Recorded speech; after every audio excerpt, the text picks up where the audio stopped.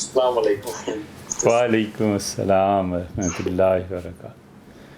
مدین صاحب خیریت سے ہیں؟ جی جی الحمدللہ مفتی صاحب، دعائیں ہیں۔ اچھا، مفتی صاحب کیسے مزاج ہیں آپ کے؟ صفدر علی بات کر رہا ہوں ڈیلس ٹیکسس سے۔ جی اللہ کا شکر ہے، آپ سنائیے خیریت سے ہیں؟ جی جی بالکل، آپ کے شاہد مزاج شریف کے اچھے ساتھ ہیں؟ ملاقات ہوئی تھی، جی میں نے جی یاد کرا بالکل دوں۔ بالکل جی، مٹھائی کھائی تھی بیٹھ کے، کیسے یاد نہ رہے۔ جزاک اللہ، شکریہ۔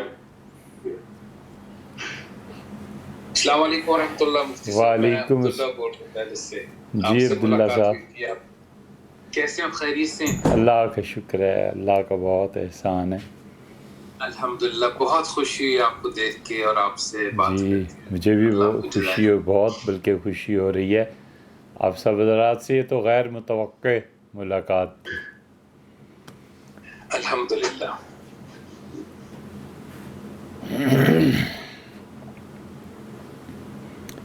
اچھا جناب، آپ سے جو گفتگو کرنی تھی وہ شروع کریں۔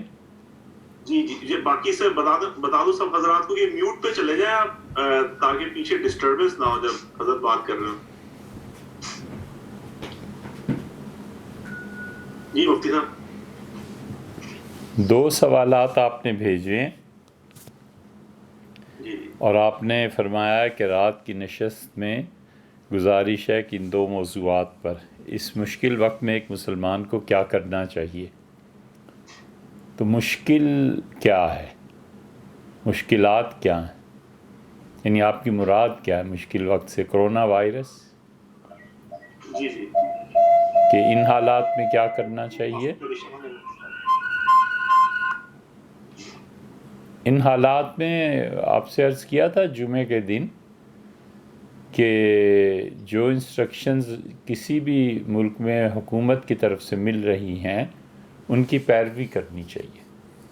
خاص طور پہ یہ شرعاً واجب ہو جاتا ہے کہ ایسے مواقع پہ حکومت کا ساتھ دیا جائے اور حکومت کی جو تجاویز اور جو کچھ ان کے آرڈرز ہیں ان کو اوبے کیا جائے۔ جہاں تک اس وائرس کا اور ان چیزوں کا تعلق ہے، ظاہر ہے کہ ہمیں اس پہ سائنٹیفکلی کوئی بات تو کچھ کہنی نہیں، لیکن وبا کے بارے میں شریعت کا موقف کیا ہے؟ شریعت اصولی طور پر وبا میں حفاظتی تدابیر اختیار کرنے کی اجازت ہی نہیں، حکم دیتی ہے کہ وہ کہتی ہے کہ اپنے آپ کو پوری طرح سے محفوظ کیا جائے۔ انسانی زندگی کی بہت قدر و قیمت ہے اور انسانی زندگی بہت زیادہ قابل قدر ہے۔ حضرت رسالت پناہ صلی اللہ علیہ وسلم نے آخری جو خطبہ دیا تھا اس میں رک کر یہ فرمایا تھا کہ تم کس مہینے میں ہو؟ تمہیں معلوم ہے یہ کون سا مہینہ ہے؟ تو صحابہ رضی اللہ عنہم خاموش ہو گئے۔ تو ہم نے جانا کہ شاید کہ حضور صلی اللہ علیہ وسلم نام تبدیل کرنا چاہ رہے ہیں۔ پھر فرمایا تم کس مقام پر کھڑے ہو، آج کا دن کیا ہے؟ اور خلاصہ یہ کہ آپ نے فرمایا کہ تم میں سے ہر شخص کا مال، اس کی عزت اور اس کی جان، اس کا خون دوسرے کے لیے ایسے ہی قابل احترام ہے جیسے آج کا دن، یہ مقام اور یہ مہینہ۔ تو انسانی زندگی کو ہر ممکن قیمت پہ بچانا چاہیے۔ اصولی تعلیم یہ ہے۔ جب ہم احادیث کو دیکھتے ہیں تو رسول اللہ صلی اللہ علیہ وسلم سے دونوں عمل ملتے ہیں۔ کہیں تو آپ نے کوئی پرواہ نہیں کی اور وبائی امراض کے لوگوں کو اپنے ساتھ بٹھایا۔ مثلاً ابو داؤد وغیرہ میں دیکھیں تو صحیح احادیث میں آیا ہے کہ رسول اللہ صلی اللہ علیہ وسلم نے ایک کوڑ کے مرض والے کو بلایا، اپنے ساتھ بٹھایا اور کھانا کھلایا۔ عبداللہ ابن عمر رضی اللہ عنہ بھی یہی کہتے تھے کہ اگر کسی کوڑی کے جسم سے خون بہہ رہا ہے تو بھی میں کوئی حرج نہیں سمجھتا کہ اسے اپنے پاس بٹھا کے کھانا کھلاؤں۔ اونٹوں کے معاملے میں صحابہ کرام رضی اللہ عنہ نے کہا کہ اللہ کے رسول اونٹ ایسے اچھل کود رہے ہوتے ہیں جیسے جنگلوں میں ہرن، اور پھر کوئی اونٹ داخل ہوتا ہے ان میں آتا ہے اور وہ خارش لے کے آتا ہے اور باقی اونٹوں کو بھی اس سے خارش لگ جاتی ہے۔ تو حضور صلی اللہ علیہ وسلم وہ جو پہلا اونٹ تھا جس کو خارش لگی تھی وہ خارش کہاں سے آ گئی تھی؟ اس سے بظاہر معلوم ہوتا ہے کہ آپ نے چھوت چھات اور متعدی بیماریاں جو ہیں ان کو نہیں مانا۔ دوسری طرف آپ دیکھیں حدیث، تو رسول اللہ صلی اللہ علیہ وسلم نے فرمایا جس شخص کو جذام ہو جائے، کوڑ ہو جائے، اس سے اس طرح دور بھاگو جس طرح انسان شیر سے دور بھاگتا ہے۔ سیدنا عمر رضی اللہ عنہ کی بھی موقف یہی تھا، انہوں نے کہا مجھے کوئی نظر آ جائے تو میں تو اس سے اور اپنا اتنا اور اتنا فاصلہ رکھوں، میں بالکل اس کے قریب نہ جاؤں۔ ان دونوں احادیث کو جب ہم دیکھتے ہیں تو اصولی طور پہ محدثین نے، امام نووی رحمۃ اللہ علیہ نے، حنفی فقہا نے، بلکہ ساری امت کے فقہا نے اصل ان احادیث کو قرار دیا ہے جہاں پر متعدی امراض میں اپنا دفاع کرنا اور اس شخص سے نہ ملنا جو مرض میں مبتلا ہے۔ وہ کہتے ہیں اصول کی بات تو یہ ہے، اب آگے چلو اس اصول کے تحت احادیث کو۔ پھر جب وہ احادیث آتی ہیں جن میں رسول اللہ صلی اللہ علیہ وسلم کا اختلاط ہوا ان لوگوں سے جن کو وبائی امراض نے گھیر لیا تھا، تو وہاں پہنچ کے وہ کہتے ہیں کہ اس کا مطلب یہ ہے کہ ایک ہے اپنی احتیاط کرنا اور ایک ہے نفرت کرنا۔ رسول اللہ صلی اللہ علیہ وسلم نے ان لوگوں کو جو بٹھا کے اپنے ساتھ کھانا بھی کھلا دیا، تو اس کا مطلب یہ تھا کہ یہ سکھایا امت کو ایک چیز تو یہ کہ نفرت نہیں کیا کرتے، نفرت نہیں ہونی چاہیے۔ دوسرے عربوں کے اس عقیدے پر ضرب لگائی ہے کہ عرب سمجھتے تھے کہ یہ دوا یہ بیماری اپنی ذات میں مؤثر ہے۔ ایک تو یہ ہے کہ بخار ہے اور اس سے آدمی مر جاتا ہے، اور ایک یہ ہے کہ بخار میں اللہ نے یہ تاثیر رکھی ہے کہ موت تک پہنچائے۔ بخار کو اللہ نے موت کا ایک سبب بنایا، کرونا وائرس کو اللہ تعالیٰ نے موت کا سبب بنایا۔ یہ میڈیا ہے خدا کا جو وہ استعمال کرتا ہے۔ عربوں میں یہ مصیبت تھی کہ ان کے شرک کی وجہ سے ان میں یہ چیز نہیں تھی۔ وہ کہتے تھے بیماری ایک چیز اڑتی ہے بیماری، اور وہ اس کا اپنا کوئی حلیہ ہوتا ہے، کچھ چیز ہوتی ہے دوسرے کو جا کے لگ جاتی۔ یہ بات رسول اللہ صلی اللہ علیہ وسلم نے بھی ایک جگہ فرمائی ہے۔ آپ نے فرمایا کہ اللہم انی اعوذ بک من شر ما تجیء بہ الریاح، اللہ میں تیری پناہ مانگتا ہوں ان شر کی چیزوں سے جنہیں ہوائیں اپنے ساتھ لے کر آتی ہیں۔ تو متعدی امراض ایسے ہی تو پھیلتے ہیں، ہوا کے ذریعے پھیلتے ہیں، کھانے وغیرہ کے ذریعے پھیلتے ہیں۔ آپ حضرات اس کو ہم سے بہتر جانتے ہیں۔ تو رسول اللہ صلی اللہ علیہ وسلم نے یہ بات تلقین کی کہ اگر کسی وائرس میں، کسی چیز میں، کرونا وائرس ہے، اس سے پہلے ڈینگی ہے اور اس سے پہلے کانگو وغیرہ وغیرہ جو ممالک میں آتے رہتے ہیں، تو اگر یہ چیزیں آ رہی ہیں تو ان کی اپنی طاقت اور جان نہیں ہے، اللہ نے اس کو ذریعہ بنایا موت کا۔ اللہ پر یقین رکھو، اللہ مسبب الاسباب ہے، وہ اسباب کو پیدا کرتا ہے اور اسباب میں تاثیر بھی وہی رکھتا ہے۔ ایک آدمی کہتا ہے آگ جلاتی ہے، اگر آگ کا جلانا دائمی فعل ہوتا اور آگ کی اپنی طاقت اور اختیار ہوتا، آگ کا اپنا، تو حضرت سیدنا ابراہیم علیہ السلام نہ جل جاتے۔ نہیں ہوا، اللہ تعالیٰ نے خود اپنی طرف نسبت فرمائی ہے اور فرما کہ قلنا، ہم نے یہ کہا آگ سے کہ حضرت ابراہیم علیہ السلام کے معاملے میں ٹھنڈی ہو جا اور سلامتی والی ہو جا، وہ سلامت رہیں گے تجھ میں آ کے۔ تو رسول اللہ صلی اللہ علیہ وسلم نے ایک تو ان مریضوں سے جو متعدی امراض کے شکار ہوتے ہیں یہ بتا دیا کہ تم نے احتیاط کرنی ہے، نفرت نہیں کرنی، اور ایک یہ بتا دیا کہ شرک کا وہ جو عقیدہ ہے اس پہ ضرب لگنی چاہیے۔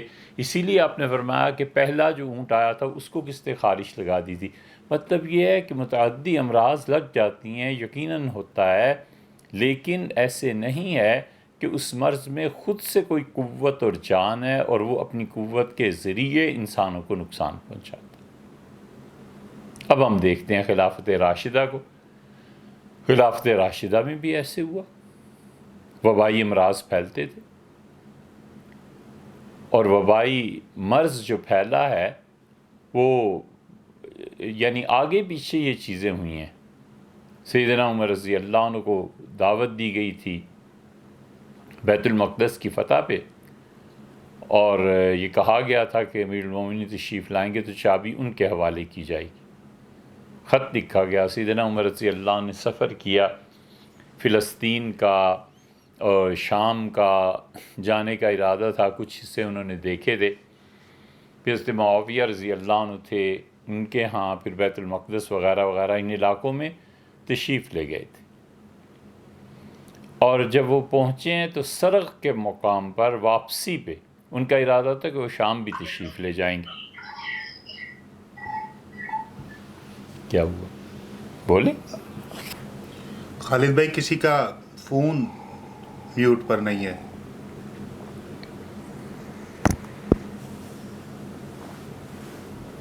بند ہو گیا۔ بولیں۔ باقی حضرات میوٹ پہ رہیں، جو بھی جوائن کر رہے ہیں، ڈسٹربنس ہوتی ہے وہ لوگ۔ جی، تو سیدنا عمر رضی اللہ عنہ وہاں تشریف لے گئے، اور ان کا ارادہ تھا شام تشریف لے جانے کا، تو شام نہیں گئے پھر، کیونکہ انہیں اطلاع ملی کہ شام میں طاعون پھیل گیا۔ طاعون شام میں بھی کسی دوسرے ملک سے آیا تھا، اور وہاں پہ حضرت عبیدہ بن جراح رضی اللہ عنہ جو اس وقت طاعون سے پہلے جو مسلمان تھے ان کے امیر تھے۔ یہ طاعون کوئی چھوٹی سی چیز نہیں تھی، 10,000 سے زیادہ اکابر صحابہ کرام رضی اللہ عنہم اس میں شہید ہو گئے تھے۔ سیدنا عمر رضی اللہ عنہ جب پتہ چلا کہ اس میں معاذ بن جبل شہید ہو گئے ہیں اور طاعون کی بیماری نے انہیں آ لیا ہے، تو انہوں نے ابو عبیدہ بن جراح کا کہا۔ ابو عبیدہ رضی اللہ عنہ کی بھی جب شہادت ہو گئی طاعون کی بیماری سے، انہوں نے ایک تیسرے صحابی رضی اللہ عنہ جب ان کی بھی شہادت ہو گئی، سیدنا عمر رضی اللہ عنہ گھبرا کے اٹھ کھڑے ہوئے کہ اتنے بڑے بڑے لوگ لقمہ اجل بن رہے ہیں۔ وہ گھبرا گئے بہت شدید اس بات سے۔ تو بہرحال یہ تو ان کی باتیں جب وہ مدینہ منورہ پہنچے، وگرنہ راستے میں وہ رکے، اور عبیدہ رضی اللہ عنہ چونکہ کمانڈر تھے اس لیے انہوں نے دعوت بھی دی ہوئی تھی کہ آپ آئیں اور فوج کا معائنہ کریں۔ سیدنا عمر رضی اللہ عنہ جب گئے ہیں بیت المقدس، تو اس وقت صحابہ کرام رضی اللہ عنہ کی بہت بڑی تعداد ان کے ساتھ مسجد اقصیٰ میں داخل ہوئی تھی۔ وہ رک گئے اس پہ، سرغ کے مقام پہ پہنچ کے۔ انہوں نے کہا میں تو شام نہیں جاتا۔ کچھ نہیں بولتے رہے۔ انہوں نے کہا میں تو شام نہیں جاتا، میں تو طاعون ہے۔ ابو عبیدہ بن جراح رضی اللہ عنہ تشریف لائے، اور انہوں نے کہا امیر المومنین یقیناً طاعون ہے، لیکن آپ یہ کیا کر رہے ہیں کہ آپ نہیں جاتے؟ اگر اللہ کی تقدیر میں ہے کہ طاعون میں آپ کی شہادت ہونی ہے تو ہو جائے گی، نہیں ہے تو نہیں ہوگی۔ سیدنا عمر رضی اللہ عنہ نے 2 مثالیں دیں زبردست۔ انہوں نے کہا تم بتاؤ مجھے کہ ایک آدمی جانوروں کو چرا رہا ہے اور ایک طرف گھاس لگی ہوئی ہے اور ایک طرف چٹیل پہاڑ ہے، تو عقل مند چرواہا اپنے جانوروں کو کہاں لے کر جائے گا؟ چٹیل پہاڑ پہ یا گھاس میں؟ مطلب یہ تھا کہ اللہ نے ہمیں عقل دیا ہے، شعور دیا ہے، اور ہم لوگ ان ساری چیزوں کو جانتے ہیں، خام خواہ جان بوجھ کے میں کیوں شام جاؤں؟ کیوں موت کے منہ میں اپنے آپ کو دوں؟ ابو عبیدہ رضی اللہ عنہ پر کچھ جھنجھلاہٹ طاری ہوئی، اور پھر انہوں نے اصرار کیا، اور پھر انہوں نے کہا کہ تفر من قضاء اللہ، آپ اللہ کی تقدیر سے بھاگنا چاہتے ہیں، اگر تقدیر میں موت ہے تو آئے گی، نہیں ہے تو نہیں آئے گی۔ سیدنا عمر رضی اللہ عنہ نے کہا لو قالہا غیرک، اگر یہ جملہ آپ کے علاوہ کوئی کہتا کاش آپ نہ کہتے۔ مطلب یہ کہ اگر کوئی اور کہتا تو میں اسے سزا بھی دیتا۔ ابو عبیدہ رضی اللہ عنہ بڑے آدمی تھے، تو سیدنا عمر رضی اللہ عنہ کا میں ہرگز نہیں جاؤں گا، میں خدا کی، یہ دوسری بات ہے جو انہوں نے کی، فرمایا میں خدا کی اس تقدیر سے جو شام میں میرے ساتھ پیش آ سکتی ہے، وہاں سے ہٹ کے خدا کی دوسری تقدیر مدینہ منورہ کا سفر ہے، اسے اختیار کر رہا ہوں۔ مطلب یہ کہ اگر وہاں جانا میری تقدیر میں ہے تو یہاں جانا بھی تو تقدیر ہی ہے نا، تقدیر سے کون نکل رہا ہے، میں ادھر جا رہا ہوں۔ ایک دن وہ بس رکے، اگلے دن عبد الرحمن بن عوف رضی اللہ عنہ آئے، تو سیدنا عمر رضی اللہ عنہ بتایا کہ میں پریشان ہوں، لوگوں نے انہیں بتایا، تو ان کے اس میں کیا پریشانی کی بات ہے، آپ کو پتہ نہیں رسول اللہ صلی اللہ علیہ وسلم جب کہیں کبھی وبا پھیل جائے کسی علاقے میں اور تم وہاں اندر نہ جانا، اور اندر ہو تو اس سے باہر نہ آنا۔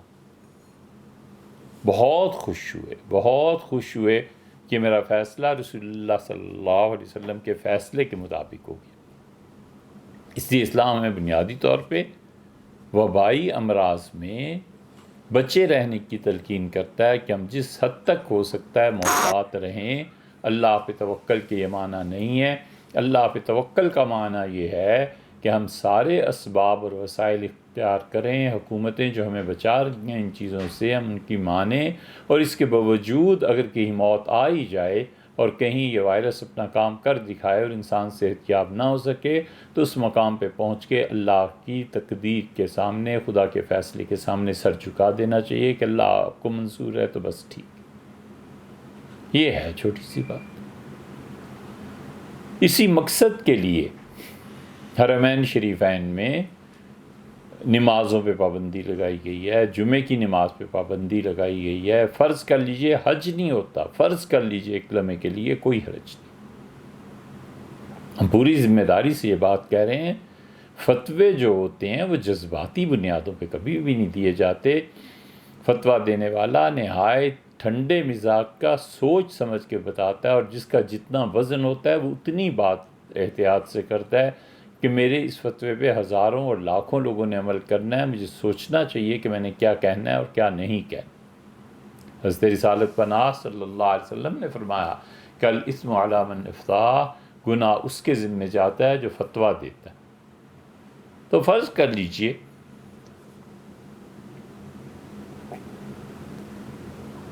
وہ عمرے پہ پابندی لگا دیتے ہیں، وہ کہتے ہیں حج ہوگا لیکن چند ایک لوگ جو سعودیہ میں بس وہ کریں گے، باقی امت اس سال نہیں آئے گی، ٹھیک کرتے۔ ہم جذباتی طور پہ سوچ رہے ہیں کہ بیت اللہ میں طواف ختم ہو گیا، فلاں چیز ہو گئی، حضرت رسالت پناہ صلی اللہ علیہ وسلم کی مسجد میں جماعت کم ہو گئی، یہ ہو گیا، کچھ نہیں۔ ہمیں قانون کو دیکھنا ہے، فتوے کو دیکھنا ہے، اپنے پورے بزرگوں کے طرز عمل کو دیکھنا ہے کہ صحابہ کرام رضی اللہ عنہ کے دور میں کیا ہوا۔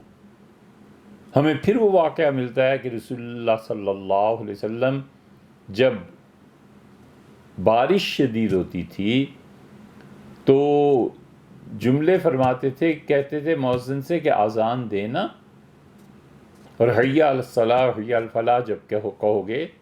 اب حی علی الصلاۃ کا مطلب یہ ہے کہ آؤ نماز کے لیے، دعوت ہے پوری۔ ہم بھی تو اذان کے بعد یہی دعا پڑھتے ہیں، اللہم رب ھذہ الدعوۃ التامہ، اے پروردگار جو پوری دعوت ہمیں دی جا رہی ہے مکمل طور پہ کہ ہم تیرے گھر میں حاضر ہوں، والصلاۃ القائمہ، اور اس سچی دعوت کے نتیجے میں ہمارے آنے پر جو جماعت کھڑی ہو رہی ہے، اللہ ان نیک اعمال کے صدقے میں حضرت رسالت مآب صلی اللہ علیہ وسلم کے لیے ہم دعا مانگتے ہیں کہ انہیں مقام محمود عنایت فرما۔ تو یہ جو دعوت صادقہ ہے، سچی دعوت ہے، یہی تو ہے۔ اور پھر فرماتے تھے بارش کی وجہ سے کہ آواز لگانا، اور کہو لا صلوا فی رحالکم، لوگوں اپنے گھروں میں نماز پڑھ لو۔ لوگ اپنے گھروں میں نماز پڑھ لیتے تھے۔ اب ظاہر ہے کہ جمعہ نہیں ہے تو خطبہ بھی نہیں، جب خطبہ نہیں ہے تو 2 فرض کیسے پڑھ لیں گے؟ ظہر کی نماز اپنے اپنے گھر میں پڑھ لیں اور بس۔ یہ چیز تھی جو حنفی فقہا نے بہت جگہ لکھی ہے۔ فقہا نے لکھا ہے ہر وہ بارش جس میں پاؤں گیلے ہونے لگے، جوتے گیلے ہونے لگے، تلوا جوتے کا تر ہونے لگے، اس میں بہتر ہے کہ آدمی اپنے گھر میں پڑھ لے، کوئی حرج نہیں ہے، بہتر بھی ہے۔ اور بسا اوقات بارش شدید ہو جاتی ہے تو اس پہ تو بالکل اپنے گھر میں پڑھنے کی، جماعت چھوڑ دینے کی اجازت۔ اب کویت نے اس پہ عمل شروع کیا۔ کویت میں جو اذانیں آج کل ہو رہی ہیں وہ جمعہ انہوں نے ختم کر کے اس کے بعد کہا کہ الا صلو فی رحالکم، تو وہ الفاظ انہوں نے اپنے پاس سے تو نہیں گھڑے، یہ تو حضرت رسالت پناہ صلی اللہ علیہ وسلم کے الفاظ ہیں، صحیح بخاری میں آتے ہیں۔ تو شریعت نے جو رخصتیں دی ہیں، رسول اللہ صلی اللہ علیہ وسلم نے ہمیں تلقین فرمائی۔ کچھ لوگوں کا خیال یہ تھا کہ سفر میں بھی نماز پوری پڑھی جائے، کچھ لوگوں کا خیال تھا کہ سفر کی نماز جس طرح اللہ تعالیٰ نے ہمیں آدھی کرا دی ہے، ہمیں آدھی نماز پڑھنی چاہیے۔ یہ قضیہ پیش ہوا رسول اللہ صلی اللہ علیہ وسلم کے سامنے کہ اللہ کی دی ہوئی اس رعایت سے کچھ لوگ فائدہ اٹھانا چاہتے ہیں، کچھ نہیں اٹھانا چاہتے۔ تو رسول اللہ صلی اللہ علیہ وسلم نے بڑے واضح طور پر، بہت واضح طور پر فرمایا کہ انما یہ صدقہ، یہ اللہ کا تحفہ ہے، نمازوں کا آدھا ہو جانا، اللہ نے تمہارے لیے یہ ایک اچھائی کا کام تم پر نازل کیا ہے، اللہ نے تمہاری سہولت رکھی ہے، اپنے پروردگار کے اس تحفے کو قبول کرو۔ یہ قبول کرنے کے الفاظ کی وجہ سے ہی تو امام ابو حنیفہ رحمۃ اللہ نے فرمایا تھا کہ واجب ہے کہ نماز کو قصر کیا جائے، نماز کو آدھا کیا جائے۔ وہ کہتے تھے واجب ہے، پوری نماز پڑھے گا تو گنہگار ہوگا۔ امت میں بہت سے فقہا اس بات کے قائل ہوئے ہیں کہ رسول اللہ صلی اللہ علیہ وسلم کے فرمانے کا مقصد یہ تھا کہ پڑھ لو، یہ تمہیں رخصت دی جا رہی ہے، نہ پڑھو تمہاری مرضی۔ یہ اجتہاد ہے نا، ہر ایک نے اپنے دماغ کے مطابق کیا ہے، سوچ کے مطابق کیا ہے، یا آثار اور احادیث جو ان تک پہنچی ہیں انہوں نے اس کے مطابق کیا ہے۔ تو اس لیے فتویٰ جو ہوتا ہے وہ اسی لیے ہوتا ہے کہ قانون شریعت کا بتایا جائے۔ پھر ہم یہ بھی دیکھتے ہیں کہ امت میں کب مسجد نبوی میں اور بیت اللہ میں طواف ختم ہوا، بند کیا گیا۔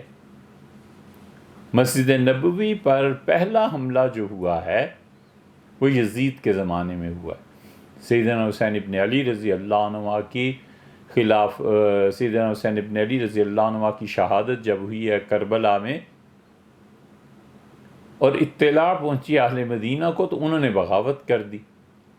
یہ اطلاع جب شام پہنچی کہ حرمین شریفین کے لوگوں نے بغاوت کر دی ہے تو اس نے ایک لشکر بھیجا، اور یزید نے کہا اہل مدینہ کو جا کر پکڑو، اور اتنے 3 دن اور 3 راتوں کے لیے تمہارے لیے مدینہ کو میں مواہ قرار دے رہا ہوں۔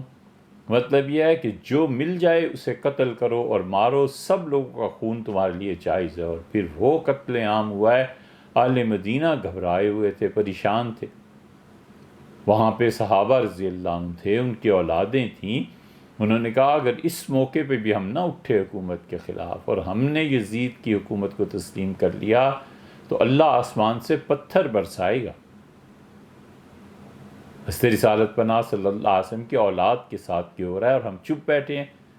شدید لڑائی مدینہ منورہ سے باہر حرہ کے مقام پہ جہاں کالے پتھر تھے، وہاں ظاہر ہے کہ کئی ہزار سال سے دھوپ پڑتی رہی ہے تو وہ کالے ہو گئے تھے، ان سے آپ پتھروں پر لڑائی ہوئی ہے اور شدید لڑائی ہوئی۔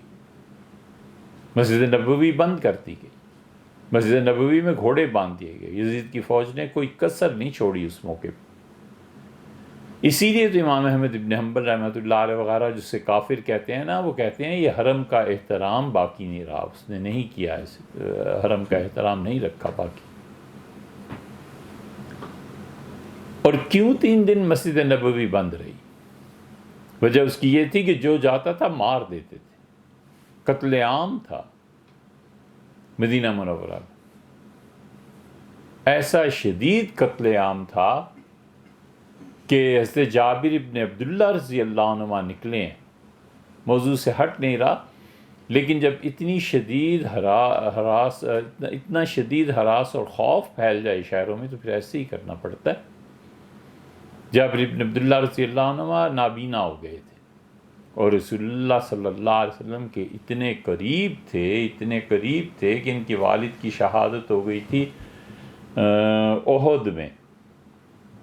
تو جابر رضی اللہ عنہ کہتے تھے میں رسول اللہ صلی اللہ علیہ وسلم کے ساتھ ایک جنگ کے لیے غزوے میں ہم جا رہے تھے جہاد میں، تو میرا اونٹ بار بار رسول اللہ صلی اللہ علیہ وسلم کے اونٹ سے آگے نکل جاتا تھا، تو میں اسے پیچھے کرتا تھا.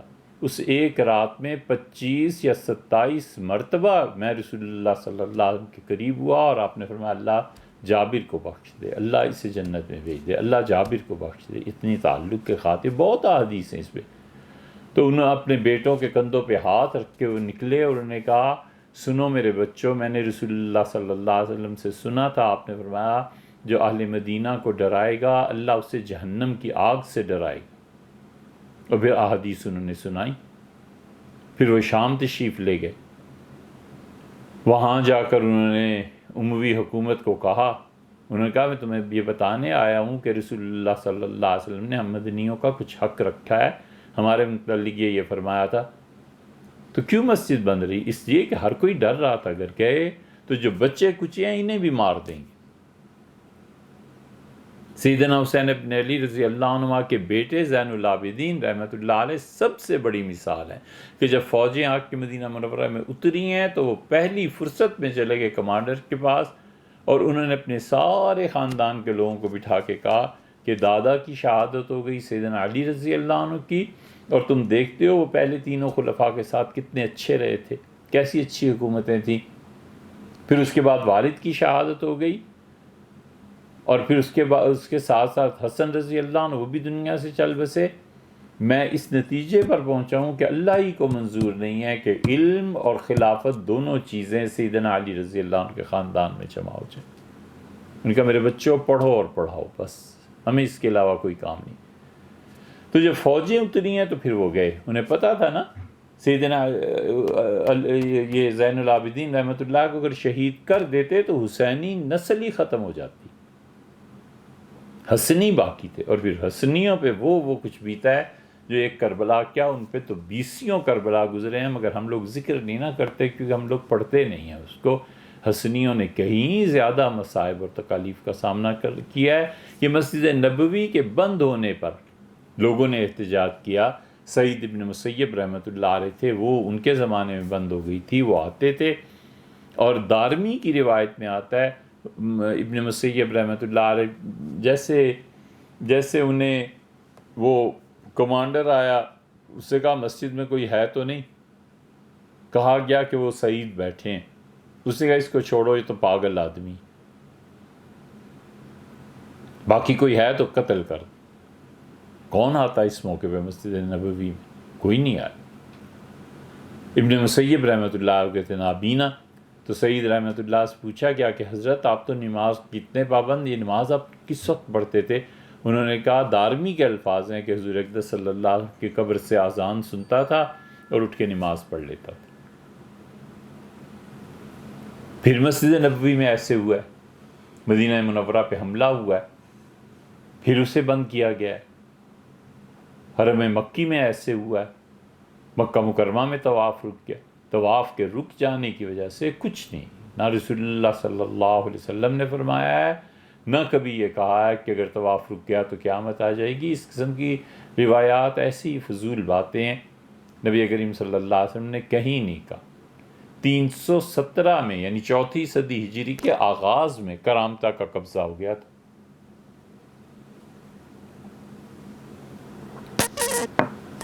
اب یہ کہنا کہ وہاں پہ چونکہ زمزم کا کنواں ہے لہٰذا وہاں تو موت آتی نہیں، ارے یار جس مسلمان کا بھی انتقال ہوتا ہے گھر میں زمزم ہوتا ہے تو اسے پلاتے ہیں.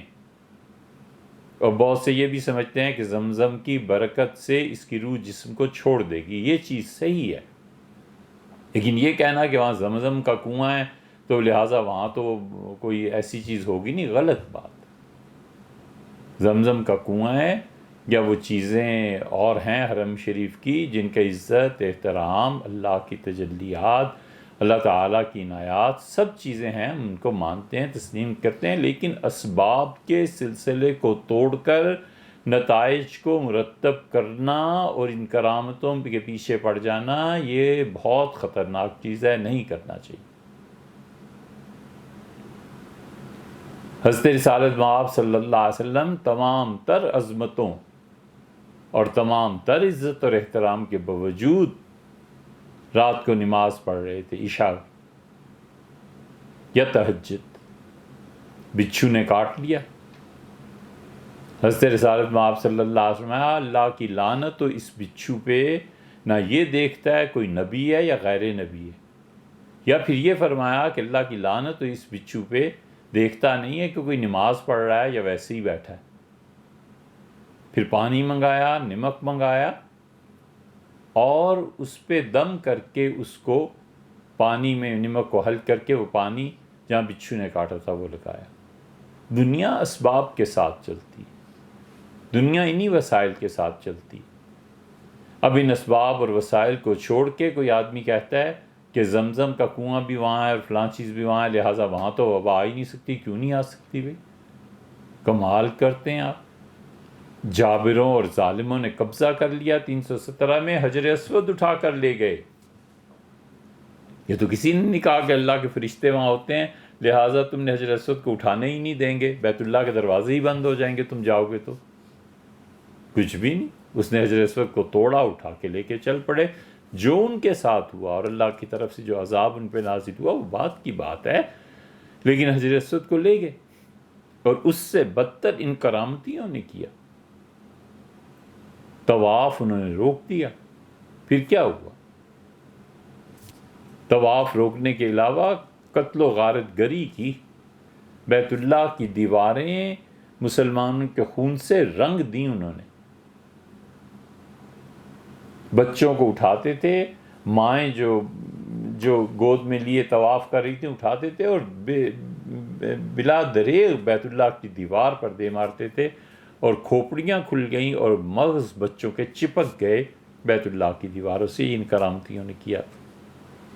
وہ تو اللہ تعالیٰ ٹھنڈا رکھے محمود غزنوی کی تربت کو اور اس کی قبر کو، یمین الدولہ خلافت تنگ آ گئی تھی، مقابلہ نہیں کر سکتی تھی، وہ تو انہیں لکھا پھر افغانستان میں غزنی میں کہ آپ کچھ کریں، پھر وہ آیا اور اس نے سارے فتنے پہ قابو پایا۔ تو اس طرح کی چیزوں میں نہیں جانا چاہیے، ہمیشہ اسباب اور وسائل کو دیکھنا چاہیے۔ بس جو اسباب ہیں، جو وسائل ہیں۔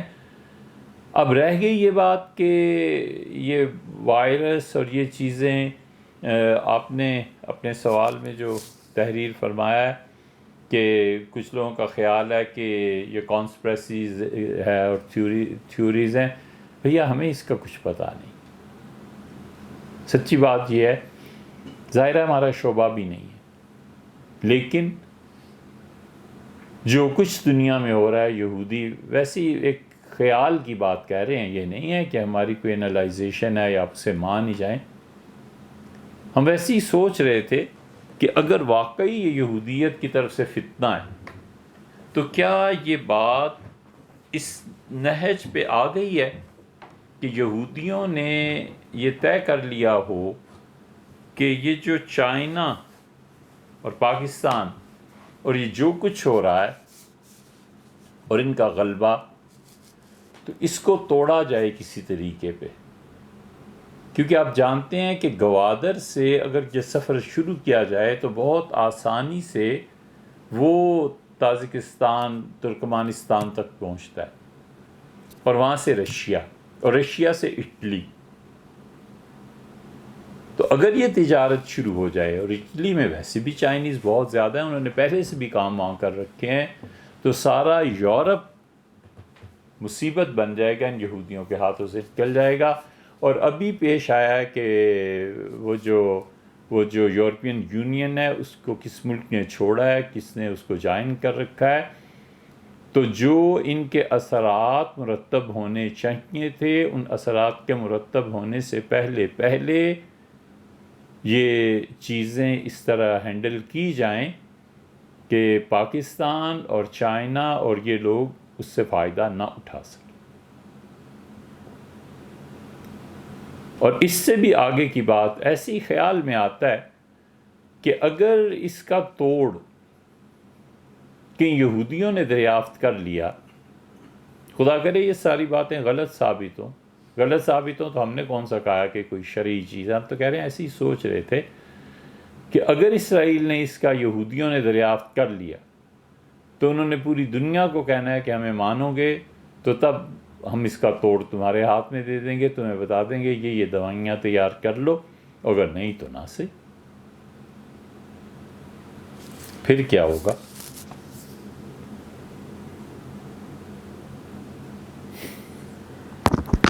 دوسری بات جو آپ نے تحریر فرمائی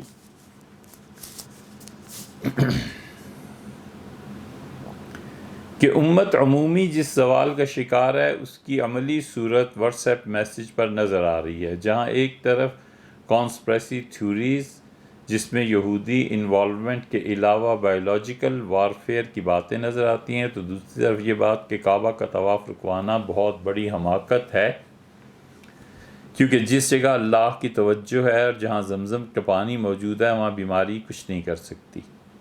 یہ تو جواب ہو گئے سارے، کانسپریسی ہے یہودیوں کی نہیں ہے یہ ہمیں معلوم نہیں بھائی، یہ ان کا کام ہے جن کا سیاست اور حالات حاضرہ پہ جن کی گہری نظر ہے، اور رہ گیا بیت اللہ کا طواف رکوانا حماقت ہے تو یہ نہیں کہنا چاہیے۔ جن لوگوں نے یہ کام کیا ہے حرمین شریفین کے مفتیوں نے فتویٰ دی ہے، انہوں نے اپنے پاس سے نہیں کر لیا، وہاں بڑے بڑے علماء ہیں جنہوں نے فتویٰ دیا ہے کہ یہ کام ہونا چاہیے۔ اسی طرح دنیا کے مختلف ممالک میں مختلف علماء ہیں جنہوں نے فتوے کی زبان میں بات کی ہے، اور ان کا فتویٰ اس بات پہ دینا چاہیے کہ یہ نہیں ہے۔ سیستانی جو اہل تشیع کا اس وقت دنیا میں بہت بڑا مرجع ہیں، انہوں نے بھی فتویٰ دیا ہے، انہوں نے کہا کہ جمعہ نہیں ہے، تو تہران میں جمعہ نہیں ہوا۔ تو اتنے بڑے بڑے لوگ جو ہیں نا، یہ ایسے ہی نہیں ہے کہ انہیں خدا کا خوف نہ ہو، وہ اللہ سے ڈرنے والے بندے ہیں۔ زمزم کا پانی موجود ہے تو بیماری کچھ نہیں کر سکتی، کچھ نہیں۔ بہت محدود سوچ ہے، اس کو ختم کرنا چاہیے۔ اس ضمن میں ہمارے کابرین کے طرز عمل پر بات ہو۔ اس طرح کی صورتحال میں مسلمان حکومتوں نے ماضی میں کیسے دنیا کو لیڈرشپ دی؟ طب کے شعبے میں ہم کس طرح دنیا کے گائیڈ تھے، جس طرح آج مغرب اور خاص طور پر امریکہ ہے جہاں دنیا بھر سے سائنسدانوں کو جمع کیا جاتا ہے اور نئی سے نئی چیز دنیا کے فائدے کے لیے ایجاد کی جاتی۔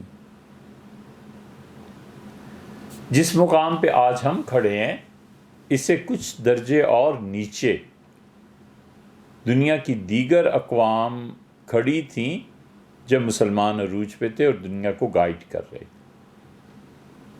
اس وقت نہ سوچ پہ پابندی تھی، نہ فکر پہ پابندی تھی، اور نہ ہی لوگوں کو بات بات پہ ملحد اور دہریہ قرار دیا جاتا۔ بڑے لوگ تھے، پڑھے لکھے لوگ تھے۔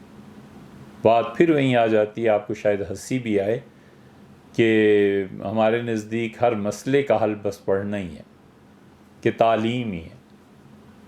اس وقت مسلمان ایسے ہی تھے، تعلیم کے علاوہ کیا کام تھا؟ پڑھتے تھے، پڑھاتے تھے، نئی نئی تحقیقات کرتے تھے، جڑی بوٹیوں پہ تحقیقات کرتے تھے، اور بیماریوں کے علاج دریافت کرتے تھے۔ سیدنا عمر رضی اللہ عنہ تو پکی بات تھی ان کے ہاں کہ انہیں پتہ چل جاتا تھا کہ مدینہ منورہ میں کوئی آدمی آ گیا اور کسی بیماری کا علاج کرتا ہے، بند کر دیتے تھے شہر اس کے لیے کہ بس جانا کہیں نہیں ہے، یہاں جو اہل مدینہ نے سکھا کر جاؤ گے۔ ایک بدری صحابی رضی اللہ عنہ کو کوڑ ہو گیا تھا، سیدنا عمر رضی اللہ عنہ کو پتہ چلا یہاں کچھ لوگ آئے ہیں اور وہ کوڑ کا علاج کر لیتے ہیں۔ سیدنا عمر رضی اللہ عنہ کا خبردار، جو تم نے مدینہ منورہ سے باہر جانے کی سوچی بھی، پہلے ان کا علاج کرو۔ تو انہوں نے کہا امیر المومنین یہاں تو وہ چیزیں ہی نہیں ہیں جس سے علاج ہوتا ہے۔ فرمایا کہ ان کے یمن میں، فرمایا تم ٹھہرو یہاں، میں یمن سے منگا کے دوں گا۔ تو ایلوویرا یہ جو ہے نا، یہ انہیں چاہیے تھا، یمن سے منگوایا۔ ایسا آسان تھوڑا ہی تھا یمن جانا اور آنا، اور وہاں سے پورے بنڈل اس کے منگوائے، فرمایا علاج کرو اس کا. وہ رکے، انہوں نے صحابی رضی اللہ عنہ کا علاج کیا، اور علاج کیا تھا، وہ ان کے پاؤں پر ملتے رہے یہاں تک کہ انہیں قے شروع ہو گئی. وہ جو پاؤں پہ چیز ملی گئی تھی اسی کی قے ہوئی. جب قے شروع ہو گئی تو انہوں نے کہا بس امیر المومنین اب اجازت دیں، اس سے زیادہ یہ مرض نہیں بڑھے گا. حضرت رسالت مآب صلی اللہ علیہ وسلم کو نہیں دیکھتے مدینہ منورہ میں یہ جو بڑی چونٹیاں ہوتی ہیں، ایک تو چھوٹی چونٹی ہوتی ہے نا، بڑی چونٹیاں جو کاٹیں تو بہت تکلیف ہوتی ہے، درد ہوتا ہے، عام طور پہ قبرستانوں میں پائی جاتی ہیں. ام المومنین حفصہ رضی اللہ عنہا کے یہاں ایک عورت آ گئی جو ان کا دم وغیرہ جانتی تھی، تو رسول اللہ صلی اللہ علیہ وسلم نے فرمایا کہ حفصہ ان سے سیکھ لو اور یہ کرو، لوگوں کو نفع پہنچاؤ، تم میں سے جس آدمی سے جتنا نفع ہو سکتا ہے اسے پہنچانا چاہیے، ہاں دیکھنا شرک کے جملے نہ ہو. یہ طب کے متعلق سارے لوگ ہی ایسے تھے. سیدنا علی رضی اللہ عنہ کی بھی ایسے ہی عمل تھا. ہم نے اتوار کے بیانات میں آپ سے عرض کیا تھا کہ بیمارستان کیسے ایجاد ہوئے، کہ کیسے انہوں نے اپنے ہاسپٹلز بنائے، سب چیزیں بنائیں، اس لیے کہ اسباب اور وسائل اور علم کی طرف جھک جانا اور دنیا کو یہ باور کرا دینا کہ ہمارے بغیر دنیا کی ترقی نہیں ہے، ہمارے ہی دم سے دنیا آباد ہے، یہ اس وقت مسلمانوں ہی کا منصب تھا. اسی لیے ابو علی سینا کے علم کی جب شہرت پھیلی ہے تو لندن سے ایک آدمی علم حاصل کرنے کے لیے ان کے پاس ایک لڑکا آیا تھا، اسے انہوں نے پڑھایا. ابو علی سینا کا کفر اور اسلام وہ الگ بات ہے، لیکن کہتے تو اپنے آپ کو مسلمان ہی تھے نا، کرامتی تھے. امت نے اس سے فائدہ اٹھایا، ان کے علم سے فائدہ اٹھایا. انڈیا نے جڑی بوٹیوں کے لیے مستقل ایک وزارت قائم کر دی ہے، اور اس وقت دنیا میں پہلے یا دوسرے نمبر پہ ہے جہاں سے علاج ہو رہا ہے. ہمارے ہاں کتنی جڑی بوٹیاں اور کیا کچھ چیزیں ہیں. کون ہے جو اس طب کی سرپرستی کرے اور ہمارے ہاں حکماء کو اجازت دے کہ وہ کام کریں؟ یہاں خیر اجازت کی کیا ضرورت ہے، یہاں کرے نہ کرے کوئی پرواہ ہی نہیں. یہاں جو چیزیں گورنمنٹ نے منع کر رکھی ہیں ان کا بھی تو کاروبار ہوتا ہے نا، ان کو کیا پرواہ ہے کہ کوئی کرتا ہے یا نہیں کرتا. اس لیے اسباب اور وسائل نہیں ہیں. جن کے پاس اسباب اور وسائل ہیں ان کے پاس علم نہیں. امریکہ میں جہالت اور فتویٰ جمع ہو گیا ہے، جس کو دیکھو جتنا بڑا وہ مفتی ہے، ظاہر ہے اس سے کم اسے کیا مقام ملنا چاہیے. اور ہمارے یہاں جہالت اور سرمایہ جمع ہو گیا. اس لیے ایسے بڑے لوگ ہم نے دیکھے کراچی میں سے 2,000 آدمیوں کو ہر سال حج پہ بھجواتے ہیں. 2,000 آدمی، 1,000 آدمی گن کے. اس دوست نے کہا کہ ہم نے کبھی، مطلب اس لیے بتا رہا ہوں کہ اتنا قریب کا تعلق تھا. کسی دوست نے ساری باتیں کہ چلتے ہیں، ہم نے کہا اس میں نہیں جانا. اتنے قریبی لوگ، لیکن ہم حیران تھے کہ ان سے کون بات کرتا کہ یہ 2,000 آدمیوں کو جو حج پہ بھجوا رہے ہو یار، اس کی بجائے کراچی میں ایک یونیورسٹی قائم کر دو، کراچی میں ایک طب کا ادارہ قائم کر دو، کچھ اور کام کرو. یہ کہتے تو ظاہر ہے کہ ہم کافر قرار پاتے. اسباب اور وسائل نہیں.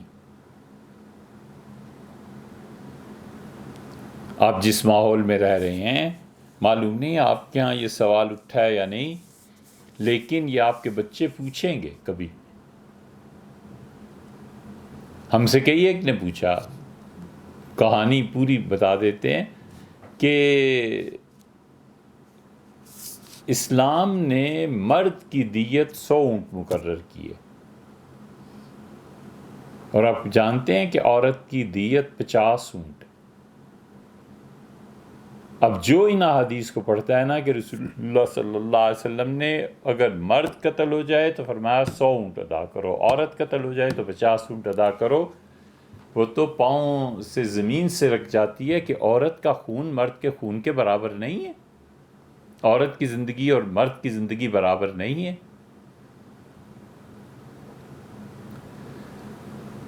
ہمارے ایک استاد تھے، یعنی باقاعدہ تو ان سے نہیں پڑھا تھا، لیکن کچھ دنوں کے لیے شہر میں تشریف لائے تھے، تو غنیمت جانا اس موقع کو اور ان کی خدمت میں حاضر ہو گئے۔ بخاری شریف کا کچھ حصہ ان سے پڑھا۔ تو جب یہ بحث ایک مرتبہ آئی کہ عورت، اس کا خون آدھا، اس کی گواہی آدھی، اور اس کو وراثت میں بھی آدھا، تو یہ اسلام نے کیا کیا؟ اب تک مستشرقین اس پہ اعتراض کرتے ہیں، اور یہ جو امریکن لاٹ ہے، یہ بچے جب بڑے ہوں گے تو جس بچے کو پتہ چلے گا وہ ضرور پوچھے گا کہ یہ کیا وجہ ہے کہ اسلام نے اور رسول اللہ صلی اللہ علیہ وسلم نے عورت کا خون آدھا اور مرد کے 100 اونٹ اور اس کے 50 قرار دی۔ 8 مارچ کو جو کچھ پاکستان میں ہونا تھا ہوا۔ ایک جگہ دعوت تھی، حاضری ہوئی، تو بعض ایسی خواتین جن کا تعلق پی ٹی آئی سے تھا وہ اس دعوت میں آئی ہوئی تھیں۔ ہمیں کیا لینا دینا، تو جن صاحب نے دعوت دی تھی ان کے ساتھ بیٹھ کے، لیکن آواز مسلسل آ رہی تھی لاؤڈ سپیکر پر، تو ایک خاتون تقریر کر رہی تھیں اور صراحتاً کفر بک رہی تھی کہ ہمیں آزادی چاہیے، ہم نہیں مانتے اس مذہب کو۔ یہ آپ کی ہیلری کلنٹن نے بھی ایک مرتبہ کہا تھا کہ ہم دنیا میں ہر اس ہم دنیا میں ہر اس نظریے کو مٹانے کی کوشش کریں گے جو گواہی میں عورتوں کو گواہی میں 2 عورتوں کی گواہی 1 کے برابر مانتا ہے، اور جو وراثت میں بھی آدھا حق دیتا ہے۔ یہ ان کا بیان چھپا تھا۔ تو وہ خاتون دھڑلے سے تقریر کر رہی تھی، انہوں نے کہا ہم نہیں مانتے ایسے دین کو جس میں مرد کی گواہی ہے 1 اور عورتیں 2 اس کے برابر کی، اور وراثت۔ اور پھر اس نے کہا میں تمہیں ایک بات بتاؤں، تم میں سے بہت سی میری بہنوں نے نہیں سنی ہوگی، یہ اتنا خراب مذہب ہے، اتنا خراب مذہب ہے کہ یہ کہتا ہے کہ اگر مرد قتل ہو جائے تو 100 اونٹ ادا کرو، اور عورت قتل ہو جائے تو 50 اونٹ ادا کرو۔ اس پہ تو پکار مچ گئی کہ ہیں واقعی اسلام نے یہ کہا ہے۔ تو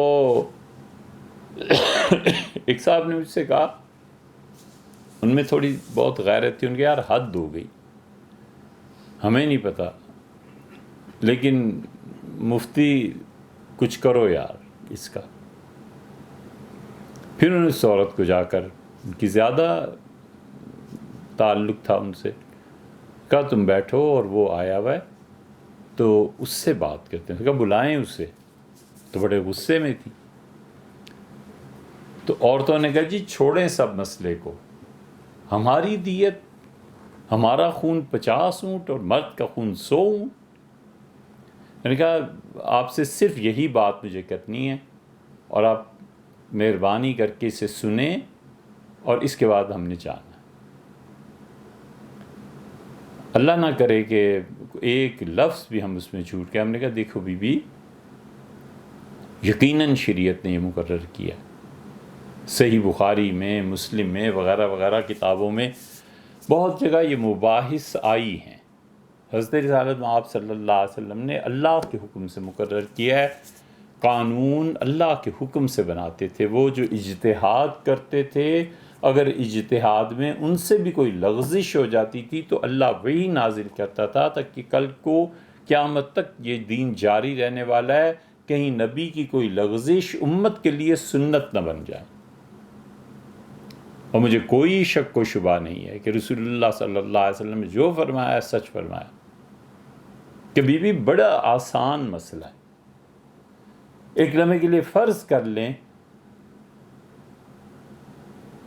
کہ میری بیوی قتل ہو جائے تو اس کی دیت میں مجھے ملیں گے 50 اونٹ، میں مرد ہوں، اور اگر میں قتل کر دیا جاؤں تو میری بیوی کو میرے خون کے عوض میں ملیں گے 100 اونٹ. تو نفع عورت کا ہوا یا مرد کا ہوا؟ اس لیے کہ مرد کمانے کی صلاحیت رکھتا ہے، اسے 50 اونٹ مل گئے، یہ بھی غنیمت ہے، دے دیے. کہہ دیتے بالکل نہ دیتے تو کون کچھ کہہ سکتا تھا. تو فائدہ عورت کو ہوا نا، 100 اونٹ مل گئے نا. تو یہ کون سا ظلم ہے؟ ہمیں معلوم تھا کہ اب کیا ہونا ہے، اور وہی کچھ ہوا کہ کاٹو تو لہو نہیں. ایسی چپ اور خاموش. ہم نے کہا یہ بس ایک بات عرض کرنی ہے کہ اسلام کو سمجھنا ہو تو کسی استاد سے جا کر پڑھیے. بالکل گنگی ہو گئی ہیں. ہم نے کہا جی ہاں. اب اگر مرد احتجاج کریں اور عرض کریں، دعا کریں کہ یا اللہ ہمارا بھی کوئی خون کی قیمت ہونی چاہیے، تو پھر تو کوئی بات تھی. آپ کو کس بات پر اعتراض ہے؟ آپ کو تو 100 اونٹ مل رہے ہیں. اب ظاہر ہے اس کا کیا جواب بنتا؟ ان دونوں باتوں کا لنک یہ ہے کہ وہ استاد جو تھے ہمارے، جنہوں نے بخاری شریف کا کچھ حصہ ہم نے ان سے پڑھا، انہوں نے یہ بات کہی تھی. وہ چونکہ توحید میں بہت سخت اور شدید تھے. اللہ کی وحدانیت گویا ان کے خون میں بالکل پیوست، خون میں یعنی شامل ہو گئی تھی. ان کی جسم کے ایک ایک ذرے میں خدا کی توحید پیوست. اللہ پہ بھروسہ، اللہ پہ اعتماد. اتنا بڑا آدمی، علم کا دھنی، اور ان جیسا علم کس انسان، بہت تھوڑے لوگوں کے پاس ایسا علم ہوتا تھا. اور ان کے کسی مذہبی مخالف نے ان کے خلاف پرچہ کٹا دیا، پنڈی جیل میں آ گئے. ملنے گئے، 10,000 روپے ان کی ضمانت تھی. کوئی نہیں دے سکا. ہم تو خیر کہاں سے دیتے، کوئی بھی نہیں دے سکا، حتیٰ کہ پنڈی جیل میں ان کا انتقال ہو گیا، جنازہ پڑھایا گیا. اسباب اور وسائل ہم دینداروں کے پاس اتنے تھوڑے ہیں، اور باتیں کرتے ہیں ایسی انٹرنیشنل لیول کی کہ اس کے جواب کے لیے جو مفکرین چاہیے وہ کتنے تیار ہو رہے ہیں. اس لیے آپ نے جو فرمایا نا کہ کیا کرنا چاہیے، کرنا یہ چاہیے کہ آپ حضرات جو امریکہ میں ہیں، اپنے ہاں ہی سے یار، انڈیا میں، پاکستان میں، بنگلہ دیش میں کہیں کوئی ایسا ٹاپ کا ادارہ بنائیے، محنت کر کے، جڑ کے، لگ کے، اسباب اور وسائل کو جمع کر کے، جہاں اہل فکر تیار ہو سکیں. ورنہ آپ کو شاید نظر نہیں آ رہا، یا نظر ہم سے بہتر آ رہا ہوگا. احتمالات دونوں ہیں. یہ جو نئی نسلیں اب امریکہ، آسٹریلیا اور انگلینڈ وغیرہ میں ہماری پروان چڑھ رہی ہیں نا، انہوں نے اسلام کے متعلق بخیے ادھیڑ کے رکھ دینے ہیں. انہوں نے کہنا ہے یہ اعتراض، یہ اعتراض، یہ اعتراض. کون جوابات دے گا؟ جو ہمارے استاد تھے جنہوں نے یہ جواب سکھائے تھے، وہ 10,000 روپے نہیں دے سکے کہ ان کی ضمانت ہو جائے. وہ جیل میں انتقال ہو گئے. اللہ تعالیٰ ان کی مغفرت فرمائے. ان کی بہو ہمیں کہتی تھیں کہ اتنے پیسے کہاں سے آتے. اب دوسری طرف کو دیکھتے ہیں. امریکن پریزیڈنٹ نے بالکل ٹھیک کہا. اس معنی میں نہیں کہ اس سے ہمیں کوئی انٹرسٹ تھا، لیکن خوشی اس بات کی ہوئی کہ زندہ قوموں کے لیڈرز ایسے ہی بات کرتے ہیں. انہوں نے ایران کو تھریٹ کیا نا، انہوں نے کہا ہم نے امریکہ کے دفاع کے لیے اتنے خرب ڈالر خرچ کیے ہیں، اتنا پیسہ خرچ کیا ہے. امریکہ جانتا ہے اپنا دفاع کیسے کرنا. اس کا یہ پہلو کہ ایک زندہ قوم، ایک اس کے لیڈرز کھڑے ہو کے چیلنج کو قبول کرتے ہیں، یہی ہوتا ہے. اسامہ بن لادن پہ اس وقت حکومت جن کی تھی، آپ کے امریکن پریزیڈنٹ، یاد نہیں رہا ان کا نام، مبارک بش تھے، نہیں مبارک، امریکن پریزیڈنٹ بش تھے، جو بھی تھے اب یاد ہیں. بارک اوباما تھے نا. اوباما نے کہا کہ دنیا کو پتہ ہونا چاہیے کہ جو ہمارے دشمن ہیں ہم انہیں اس طرح لے آیا کرتے ہیں. یہ زندہ اقوام کی باتیں ہیں، ہمارے بھی ایسے ہی کرتے تھے. ہمارے ہاں بھی خلیفۃ المسلمین کو جب پتہ چلا کہ سندھ میں عورتوں کے ساتھ ایسے ہوا ہے اس نے کچھ نہیں کیا، اس نے کہا بلاؤ فواج کو اور فلاں کو، سب آئے تو اس نے سندھ کا نقشہ دنیا کا جو بھی ان کے سامنے لگا ہوا تھا اٹھے اور اس میں خنجر گاڑ دیا. انہوں نے کہا اس جگہ کو فتح کرنا ہے، اس جگہ کو نہیں چھوڑنا. ہماری عورتیں اس طرح ان کے پاس چلی جائیں، ختم ہو گئی بات.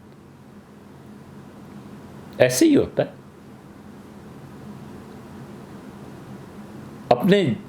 اپنے جسم میں جان پیدا کرے نا، دوسروں کا کیا رونا ہے. اگر کوئی ہمارے خلاف ہے اس کا حق بنتا ہے یار. دشمن نہیں ہوتے.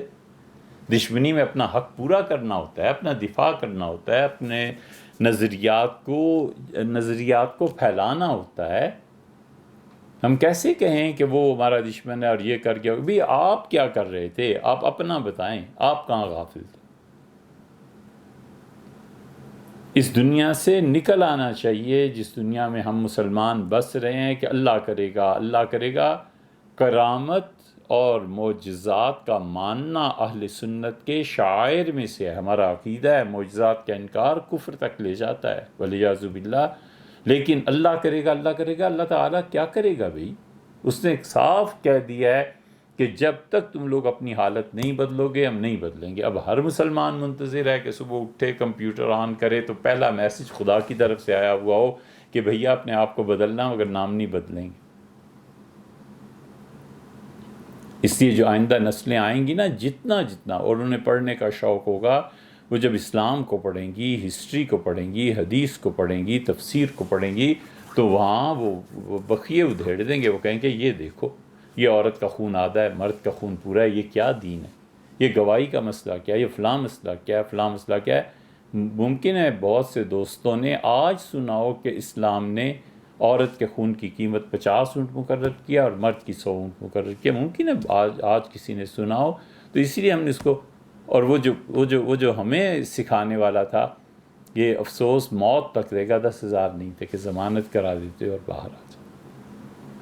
ہم اپنے اسباب اور وسائل کہاں خرچ کر رہے ہیں؟ شادیوں پہ خرچ کر رہے ہیں، مقدموں پہ، یا بہرحال آپ اس کی تفصیل جانتے ہیں، ہم اس میں نہیں. تو بھیا کرنے کے کام یہ ہیں. آپ دنیا میں ایک کوئی جگہ ادارہ بنا دیں، یہ جو آپ کے یہاں نئے لوگ مسلمان ہو رہے ہیں نا، وہاں جا کر اسلام کی عملاً تعلیم حاصل کر سکیں. اتنا کافی نہیں ہے کہ آپ تبلیغ کے حوالے انہیں کر دیں، اور تبلیغی جماعت میں ان کا مزاج بہت سو کا پڑھنے لکھنے کا ہوتا ہے. یہ چیزیں ہوتی ہیں. عورتوں کا ادارہ، مردوں کا ادارہ، یہ سارے مسلمان آپس میں مل کے سوچیں، کسی ملک میں قائم کر دیں، بنگلہ دیش میں، انڈیا میں، جو آپ کے یہاں مسلمان ہوا ہے، آپ میں سے کوئی بھائی اسے ٹکٹ دیتا ہے کہ یار جاؤ اور 6 مہینے کا کورس کر کے آؤ، سال ایک اسلام کی تعلیم لے کے آؤ کہ ہمارا مذہب ہے کیا، تاکہ وہ جا کے واپس لوگوں کو بتائے کہ خدا کا دین یہ ہے. وہاں ٹیچرز ایسے تھے، وہاں رات کو اٹھنے والے ایسے تھے، خدا کے ساتھ تعلق ان کا ایسا تھا، ان میں اللہ کا خوف دیکھا، ان کی مناجات اللہ سے دیکھی، مانگنا دیکھا، ان کے آنسو دیکھے. اس طرح کے سادے لوگ تھے، ایسا کھانا کھاتے تھے، ایسے بیٹھتے تھے.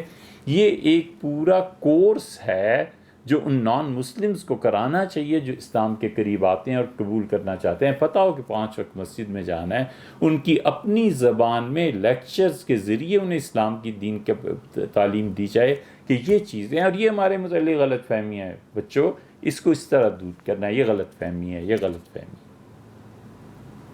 ہم کسی شعبے میں تو سنجیدگی سے کام کریں. اس لیے بھیا یہ اب رمضان آ رہا ہے، یہ باتیں تو خیر پھر کبھی ہو جائیں گی. اس سے فائدہ اٹھائیے. زکوٰۃ، پیسے جمع کر کے کہیں کوئی ادارہ دنیا بھر میں، یہ نہیں ذہن میں آنا چاہیے کہ ہم پاکستان کے متعلق کہہ رہے ہیں. ہم اگر کہہ بھی رہے ہیں تو کون سا کوئی جرم کر رہے ہیں. کہیں بھی جہاں آپ کا اطمینان ہو، اعتماد ہو، انڈیا میں، پاکستان، بنگلہ دیش وغیرہ وغیرہ، امریکہ میں بنا دیں یار. اس میں کیا ہے؟ ادارے بنائیں، 2-4 ادارے بنائیں جہاں پہ اسلام کی تعلیم، تبلیغ، اس کے لیے یونیورسٹیز بنائیں. ہم تعلیم کو کھو چکے ہیں، ہم علم کے میدان میں ہارے ہوئے ہیں. سب سے پہلے اخلاق. ہم نے کئی بار کہا ہے کہ ندوہ جتنا بھی ہے، یا ندوے کی جو فکر ہے جو ہم لوگوں کو دعوت دیتے ہیں، سب سے پہلے اپنے اخلاق ٹھیک کرو. کافر بھی ہے تو اسے متاثر ہونا چاہیے ہماری اخلاقیات سے. اور اس کے بعد علم، اور علم کے بعد طاقت. بس یہ 3 اصول. ہم اپنی اخلاقیات کو ٹھیک کریں گے، اس کے بعد علم کو حاصل کریں گے، اور علم کے ذریعے جو طاقت آتی ہے نا، اس طاقت کے کیا کہنے. آپ جانتے ہوں گے امریکن پریزیڈنٹ اور کوئی اور پریزیڈنٹ بیٹھے تھے، ان کا کہ وہ بم جتنے دنیا میں ہوتے ہیں پھوڑتے ہیں، ان کی جو مادر ہے TNT، انہوں نے کہا افغانستان میں یہ کر دو. اس بم کا بجٹ جو تھا وہ اتنا بڑا تھا کہ حیران ہوئے کہ یار اتنا پیسہ ایک بم میں لگ گیا. ظاہر ہے کہ زندہ قومیں ایسے ہی کرتی ہیں. بس جناب اجازت دیجیے خالد صاحب. جی مفتی صاحب، 1-2 سوال لوگوں نے پوچھتے تھے. کہیے. جی ستر صاحب آپ پوچھنا چاہ رہے تھے کچھ؟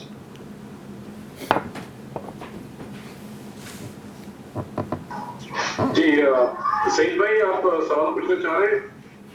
سعید بھائی آپ اپنے آپ کو انمیوٹ کریں اور سوال پوچھیں. السلام علیکم ورحمۃ اللہ وبرکاتہ. وعلیکم السلام ورحمۃ اللہ وبرکاتہ. قبلہ، ایک بات جو ذہن میں آ رہی تھی کہ شاید حضور صلی اللہ علیہ وسلم سے اللہ جل شانہ نے یہ وعدہ کیا تھا کہ من حیث الامت کوئی عذاب نازل نہیں ہوگا. جی لیکن یہ کرونا نے تو کچھ دنیا کو ہلا کے رکھ دیا ہے. ذرا اس واقعے کی روشنی میں یا اس حدیث کی روشنی میں ذرا تھوڑی سی ایکسپلیشن کچھ ہمیں دیجیے تاکہ اطمینان ہو سکے. حضرت رسالت پناہ صلی اللہ علیہ وسلم نے اللہ تعالیٰ سے 3 دعائیں مانگی تھیں. ان میں سے ایک یہ تھا کہ اللہ میری امت پر کوئی ایسا عذاب مسلط نہ ہو کہ ان کا نام و نشان ہی مٹ جائے، جیسے پچھلی امتوں کے ساتھ ہوا تھا. یہ ہوگا غالباً ذہن مبارک میں، تو اس لیے دعا مانگی تھی. تو اللہ تعالیٰ نے فرمایا تھا کہ کوئی چیز آپ کی امت پہ ایسی نہیں بھیجیں گے جس سے ساری امت ہی ختم ہو جائے.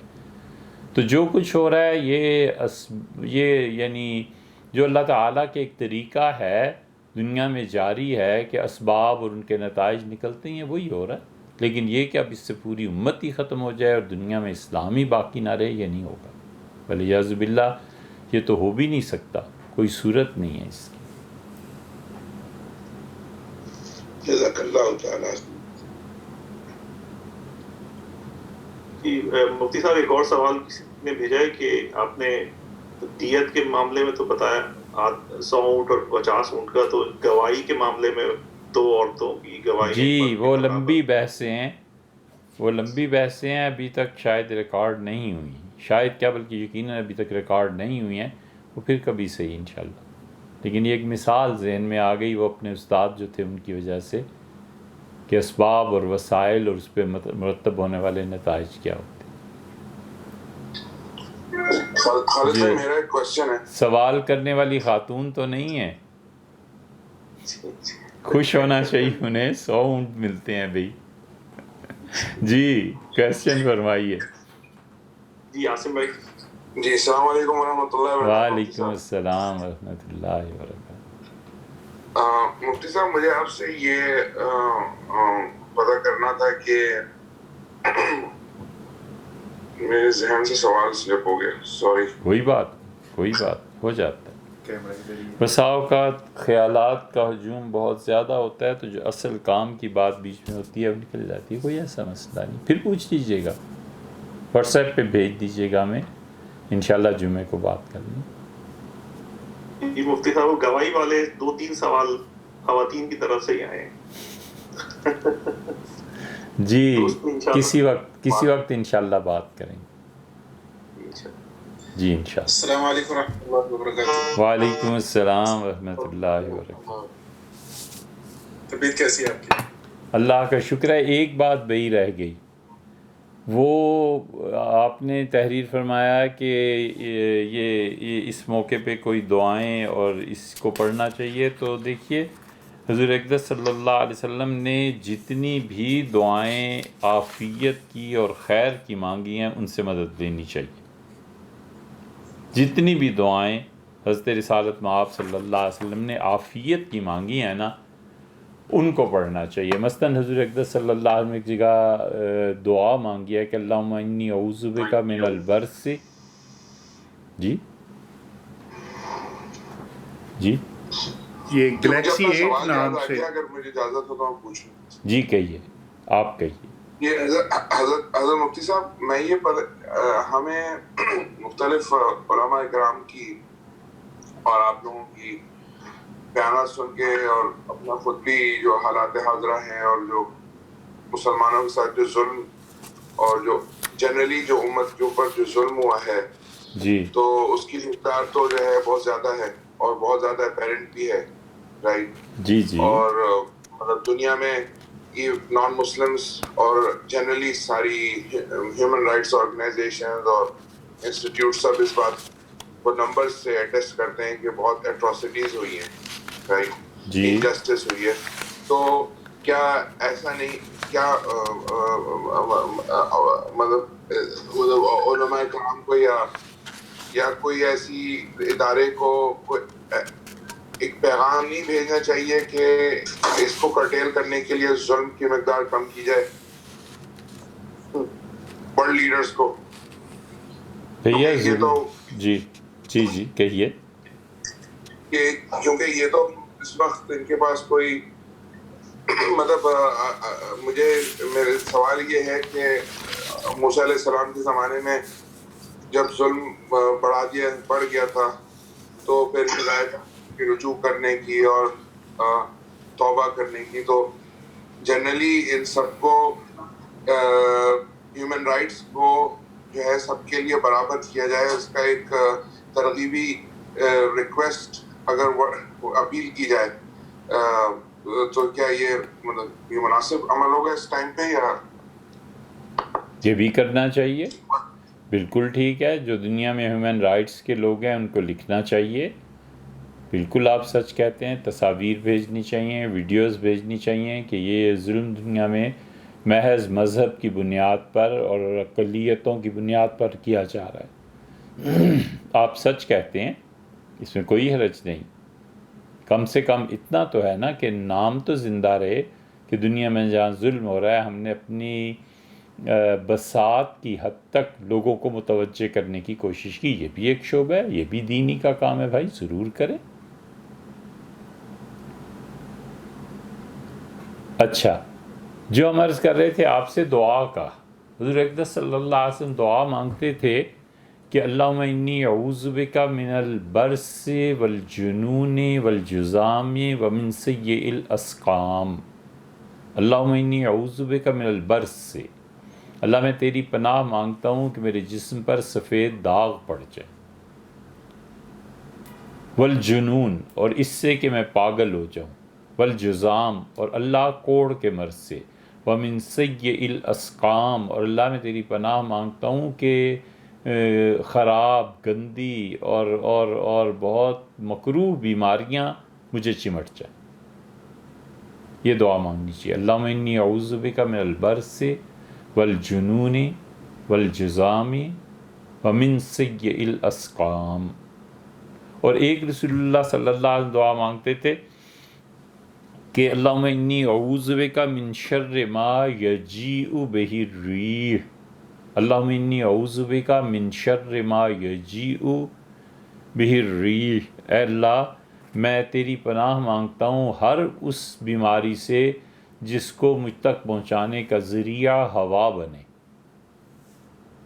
تو وائرس ہوا میں اڑ کے منتقل ہوتا ہے نا، تو اس لیے یہ دعا مناسب بھی ہے، مانگنی چاہیے۔ حدیث میں جتنی بھی عافیت، قرآن کریم میں بھی آیا ہے فاللہ خیر حافظا وہو ارحم الراحمین، اور اللہ سب سے اچھی حفاظت فرمانے والا ہے، اور وہی ذات ہے جو سب سے زیادہ اپنے بندوں پر رحم فرماتی۔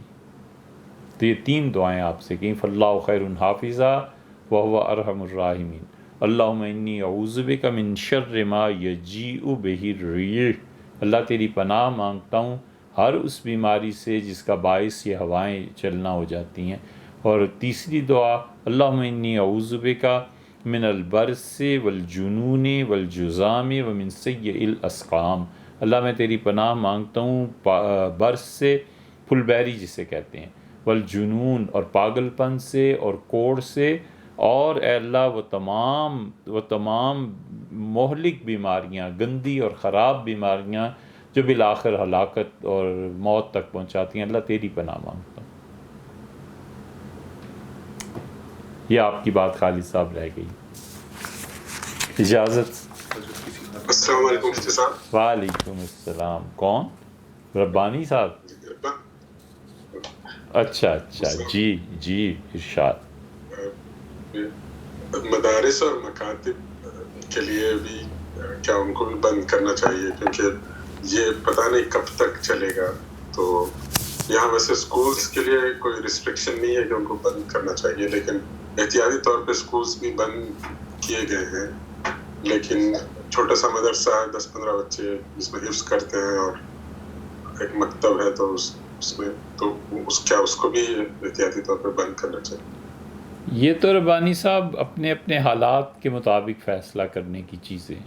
اگر کسی ملک میں بہت زیادہ، جیسے اٹلی ہے، جیسے اسپین ہے، جیسے اور ممالک بڑی تیزی سے یہ چیزیں پھیل رہی ہیں انہیں حفاظت کے، جہاں اتنی زیادہ نہیں ہے، یا یہ کہ کسی انسان کو یقین ہے اس پہ کہ انشاءاللہ اللہ تعالیٰ حفاظت فرمائے گا اور ایسے نہیں ہوگا، اور اس یقین کے ساتھ ساتھ وہاں کے حالات بھی اجازت دیتے ہیں تو نہ کرے۔ لیکن اگر حکومت نے کہا تو پھر کر دینا چاہیے، حکومت سے نہ ٹکرانا چاہیے، اور نہ ایسے مواقع پہ حکومت کی مخالفت کرنی چاہیے، پھر شرعاً بھی واجب ہو جاتا ہے۔ بسا اوقات حکومت اپنے طور پہ جو چیز کہتی ہے جس میں عام انسانوں کی فلاح و بہبود ہوتی ہے، تو حکومت کا کہہ دینا اسے واجب کر دیتا ہے، ضروری ہو جاتا ہے پھر۔ بہت مہربانی جی نوازی۔ السلام علیکم مفتی صاحب۔ وعلیکم السلام، کیا حال ہے سمیر صاحب؟ ٹھیک ہیں آپ؟ خوش ہیں؟ اللہ کا احسان، الحمدللہ، اللہ کا بڑا شکر ہے، جزاک اللہ خیر۔ بہت بہت شکریہ مفتی صاحب، یہ آپ نے پھر رکھا ہمارے لیے، پھر آپ کا کافی وقت لے لیا، جزاک اللہ خیر، اور انشاءاللہ آپ سے پھر 1-2 ہفتوں میں پھر بات ہوگی۔ جی انشاءاللہ۔ بہت شکریہ، بہت شکریہ، بہت السلام علیکم۔ شکریہ۔ وعلیکم السلام السلام۔ علیکم ورحمۃ اللہ وبرکاتہ۔ وعلیکم السلام۔ ایک مختصر سا سوال تھا آپ سے، ذہن میں ہے ابھی پھر بھول جائے گا۔ یعنی مختصر سا سوال ہے تو جواب تفصیل سے نہ دینا، یہ تو نہیں مراد؟ جی وہ اصل میں سر استاذ محترم کا آپ نے نام نہیں بتایا جنہوں نے وہ جواب سکھایا تھا، بس یہی پوچھا۔ ہاں، جان بوجھ کے نہیں بتایا، ایسے ہی کسی آدمی کی مجبوری یا ان کی وفات کے بعد ایسی چیزیں وہ چوٹ لگتی ہے دل پہ۔ جزاک اللہ، السلام علیکم۔ وعلیکم السلام۔